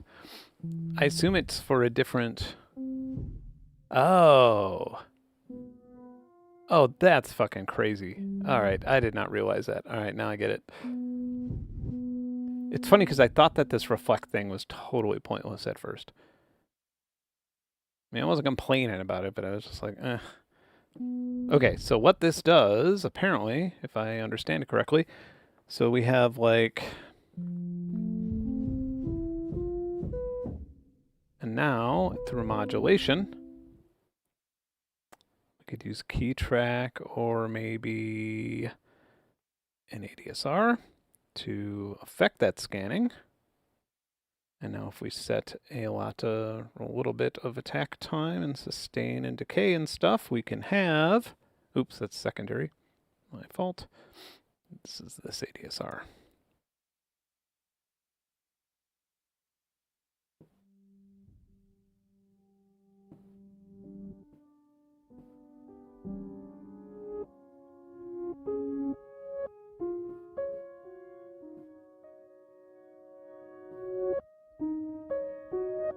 So we could actually change the sample, we can morph between the samples, which is really useful.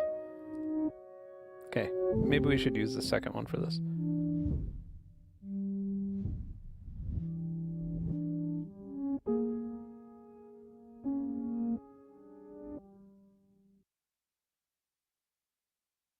Okay, and we could do it per note, which actually would bring this into like super powerful definition of a plugin. So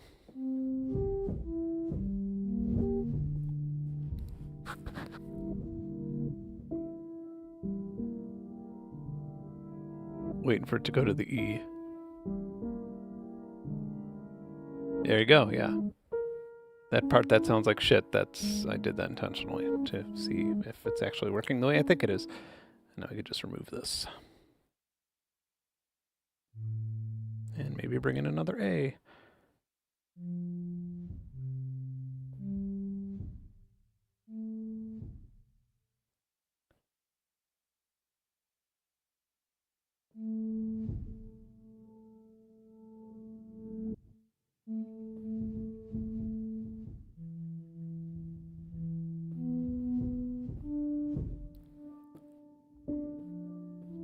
Okay, so now we have a way cooler thing to do, which would be adding random per note to this at 100%. However, is it bipolar? That's fine, we could do this if not.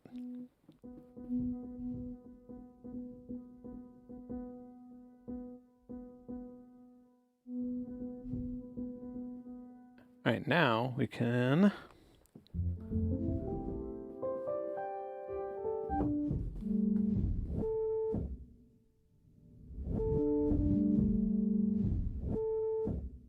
and then I assume this will stay.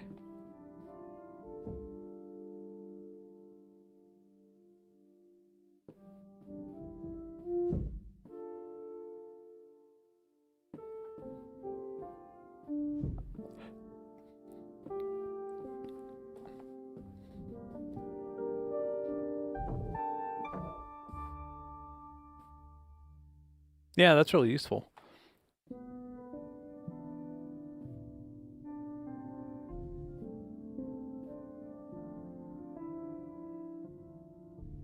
And now let's switch up, add another octave in here.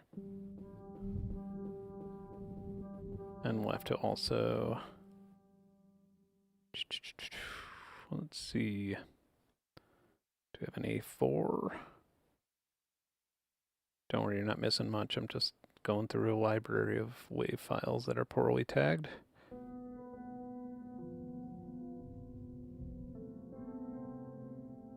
Okay, so we have A1 and A4. All right. Now let's do this again. Reset, assign all to full range. Now we should have two different octaves.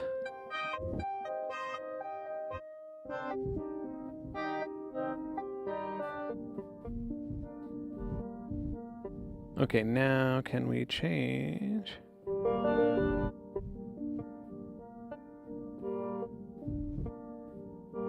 Yeah, we don't seem to have any other scanning mode options. I was wondering if we would have like the time the amount of morph time between the two or something, but this is still awesome.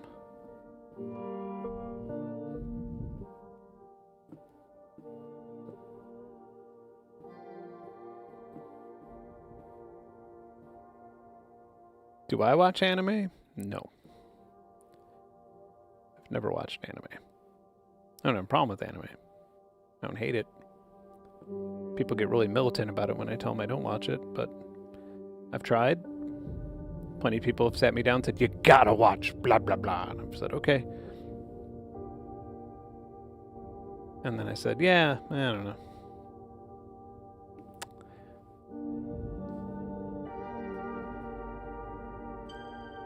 You know what? I've also never seen a Star Trek movie. How do you feel about that? I've never seen a Star Trek movie, and I've never seen a Star Wars movie. I had an ex-girlfriend once, a long time ago, who made me watch the first Star Wars film, and I fell asleep right away. And then that was it. I don't remember any of it. But, you know, I realized something over the years, that generally, if science fiction is not connected to me in some way, probably because I'm a narcissist, if science fiction is not connected to me, if I don't have a connection, then I tend to not like it. I tend to be completely uninterested in it. But if it has a single connection to me, then I'm super for it. So, for example, The Dark Knight, enjoyed it. Great. There is a connection to me there. Like, that is in a world that I live in. Night of the Living Dead, Land of the Dead. That's a futuristic world of zombies, but it's my world that has been transformed into that. However, Star Wars, I have no fucking idea what's happening. Like what the universe said, like they could say like in the universe of this or on the planet of this, but like if that doesn't actually exist, then it's just too far away from me to where I guess I just can't get into it. Lord of the Rings is a good example of that. Like there just wasn't enough. There was no line between me and Fresno, Freyo. I don't know. It was a very long time since I only saw the first two.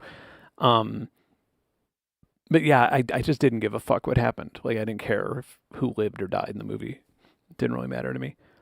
Do I ever watch cartoons? Yeah, some of them. I'm trying to think of honestly, one of the better cartoons that I really liked was BoJack Horseman, which is like not new anymore, of course. It's like early Netflix. But yeah, I mean, that was one that like maybe hit me a little too hard. It was weird because I could see a lot of parallels. Not that I'm like as famous as BoJack was in there, but in the weird like pseudo friendships that you have when you have a career in entertainment. I felt like that one actually like hit me in the heart a little bit too often. I'd like get depressed after watching an episode. I have watched Lord of the Rings. I watched the first Lord of the Rings and the second one in theater. The first one, it's funny because I went to the first one. I was like, meh, whatever. Second one, I had a bunch of friends going. I remember like thinking the movie was about to be over and having to pee and just holding it for a really long time. And then, just being like, Jesus Christ, this fucking film is so long.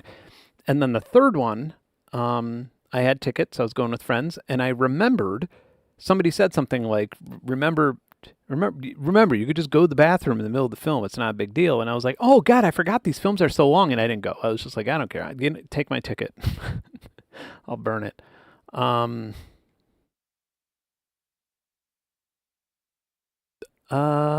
Yo, are you aware? Have you heard about the video one Louis Rossmann made regarding your flock safety scrambling techniques? Yeah, I am.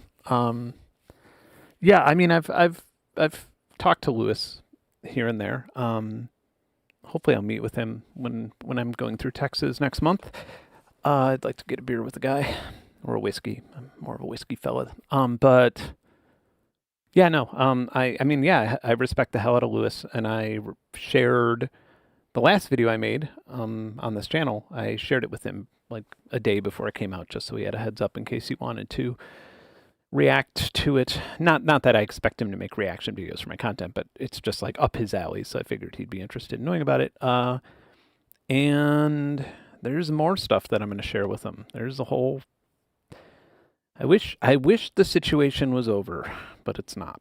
The flock situation. But yeah, I love Lewis. His content's great. I can tell you one thing. Early on in the researching for the flock security stuff, I had a meeting with him, and yeah, this is the only thing I'll tell you about my private conversations with Louis Rossmann. I told him, this is what I'm doing. I've been meeting with my lawyers to make sure that I don't go to jail and to make sure that I don't get sued. So I have to kind of walk on eggshells because this hacking laws are fucking crazy and they're different by state. And so, you have to be careful. And for the next 5 minutes, I had to try to convince him to not go to jail. like meaning he was like, I don't fucking care. All of this is really important. And if I have to go to jail, I'll go to jail. And, and I was like, yeah, but jail sucks. Why not go to jail when you could stay out of jail? And he was like, no, I mean, he was very, very committed to fighting mass surveillance. And I'm saying this in a super respectable manner. Like I was like, Jesus Christ, this guy is so real. Like everything he's saying on his channel is exactly, he's probably even more intense about it in real life. And, and eventually it was like, you're doing more for that though outside of jail than you would inside. So let's just look at it that way. If you're completely going to be selfless about this, then realize that you are actually doing a great service to those people who are victims of mass surveillance or to people who are against mass surveillance.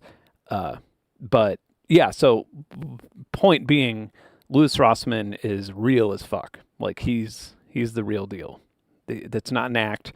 He's not like selling out behind the scenes or not covering something that he's scared. Like he has massive balls, and I respect the hell out of him for it. And I hope that he stays out of prison because he's doing a real service. But yeah, I will share my next thing to him. The thing where let me just tell you something. The flock situation keeps getting worse. Like when you think that it can't get any worse, when you think it's all done, when you pack everything up and you're ready to move on, you're like, fuck, I can't in good consciousness not cover this or not research this or not go further with this because there might not be another chance, and this is something that actually, at this point, I think it actually endangers people's lives. But you'll hear about it. What was the last movie that I watched? Oh God. It wasn't that long ago when I watched a film. Oh, and it wasn't great. I think it was when I was going to sleep or something. It was or trying to sleep. I think I had insomnia. Not going to remember it. It doesn't matter. Okay, we're going to do some back. I'm going to need the chat to help me out because I'm sleep deprived. The Chair Company. The guy who writes and stars in The Chair Company. I can't remember his name. It's the movie that he made recently. About where he was a friend. I don't know, he made some friend with a neighbor and then had his usual meltdown. It was okay. I mean, it was entertaining. It wasn't great, though. The Chair Company's great. I do love The Chair Company. Yeah, but I'm sure the chat will chime in with this in a moment and say, idiot, it's this guy. This is his name.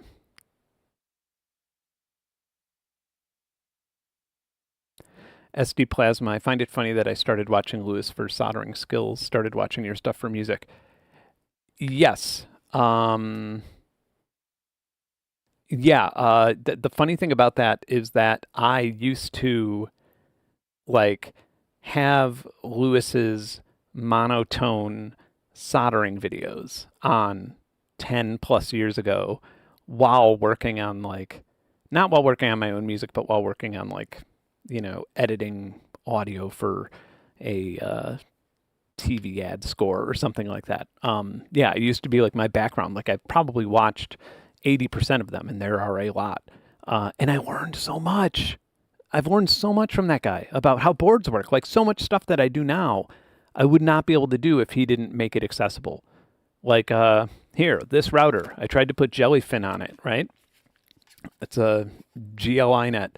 I tried to put Jellyfin on it, bricked it, found that it had a failsafe for bricking, then decided to push it even further like an asshole, and bricked it really bad to where I thought it was on fire, and then discovered that it has JTAG and UART connectors. So boom, just flashed the firmware to the chip. I wouldn't be able to do that without Louis Rossmann in my history. Honestly, I wouldn't. I would be like, I could never figure that out. He made that accessible. He made me understand, oh, okay, so you just solder a few things here and then push the memory and then you're good. And then you desolder it using, using flux and using this, and then, then you're good to go. So yeah, again, yeah, Louis is an icon. Mom, I can't believe you watched The Chair Company. That does not seem like your type of show, but it also does seem like a show that you would crack up at. Did I used to talk 500 words per minute? No, I try to talk faster. I try to talk Ben Shapiro rate or Destiny rate. I don't know. I don't know who to use as an example here, but no, I try to talk faster so my videos aren't 3 hours long. And then people complain that I talk too fast, but it's just like, nah, you wouldn't watch if I talk slow. I need to keep the information flowing. Yeah. No, but that's crazy. And honestly, thinking about things like that, my experience with early Louis Rossmann makes me happier making videos, right? Like the idea that like something I make could be that for someone 10 years down the road makes it seem less arduous.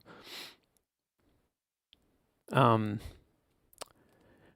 loves long videos, but honestly, if I talked at a regular rate, and if I talked at a conversational level, how long do you think these videos would be? I don't know if YouTube likes 6-hour long videos.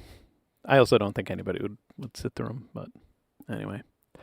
But speaking of flock and stuff, I have a late night meeting in a bit, and I'm going to go pee and chill out before that. But thanks for watching. And I initially was going to have a video out Sunday, but I'm still recording the monologues. It's going to be a very long one, the gift ideas for anarchists. And then I may have another video coming out not shortly after that. It won't be a long video, and it'll be in collaboration with a media company because I have too much work. I can't make all these videos by myself in this short period of time, and their research is helping me out a lot. So sweet. Well, thanks for watching. And thanks, well, I don't know. Thanks to Aqeel Aadam for making Outgrowth. I didn't get it for free. I bought it.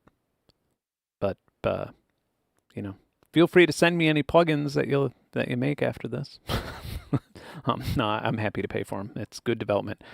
Yeah, no, I am spending way too much money on attorneys to go to jail, so we should be good there, hopefully. If not, please run my GoFundMe. Okay, love you everyone. Have a great weekend. Bye.